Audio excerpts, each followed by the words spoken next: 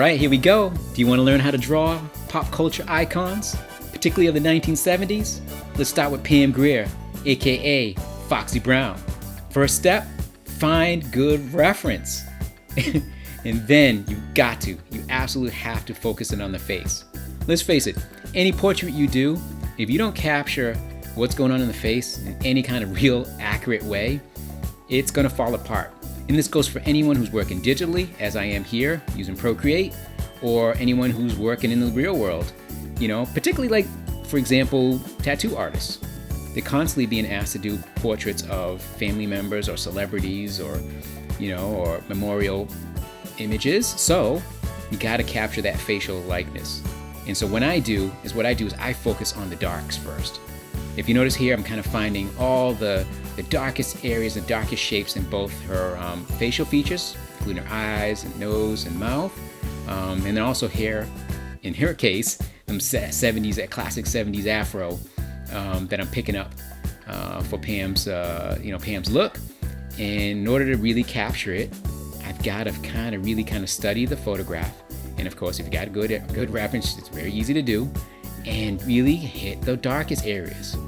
I think that's the platform to start with. You can always work in the mids and the highlights and stuff down the road, but if you get the darkest areas, at least you've got the foundation, the shape, everything you need to sort of, the building blocks to work upon and to add render to.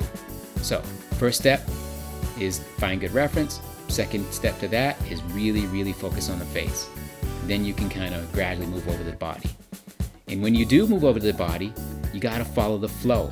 And by that I mean, particularly if someone is clothed, let me be clear there, if someone's wearing clothes, there's a natural flow to the wrinkles, and there's a natural fold to the folds, and flow to the folds and things like that. So if you follow that, really study that. I think a lot of artists make the mistake of doing inaccurate folds and putting the shadows in the wrong places, and it's just, I hate to say it, there's no sort of like easy sort of silver bullet to it. You just gotta like study the photo reference and just find where the darkest shapes are. The next step, of course, is to see the details. And to be sort of judicious with the details. Like, not every single detail needs to be in, particularly if you're doing a rendering like this. Like, I think this image would work great for a tattoo, as I mentioned earlier, because it's so bold. But find those details, the ones that you really think are essential. And of course, you gotta throw in the finishing touches. And the finishing touches are added details, the added things that bring life to the drawing. Like, for example, what I'm doing here is just kind of like adding little extra areas to the afro to kind of give it more volume, right? And so if you move into the color stage, you want to color with purpose.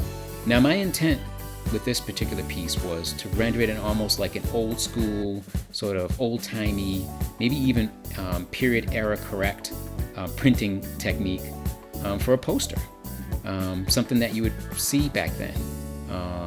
So I wanted to do simplified forms. I didn't want it to be overly illustrative, meaning I didn't want it to be super rendered, meaning like a lot of shadow and highlight. I just really wanted to capture sort of a color palette that I thought would work for back in that era. So bottom line is, have a purpose. And of course, don't be afraid to take chances.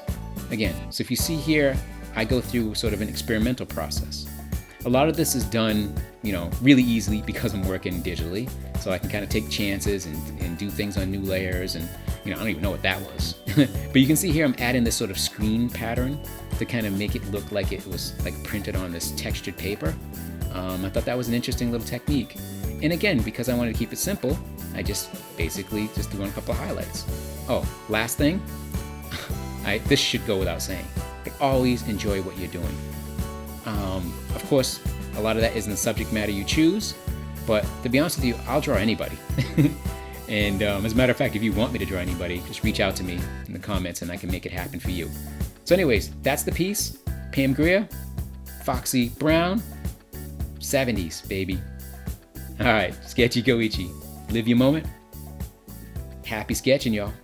Oh, don't forget, follow me on the socials. Peace.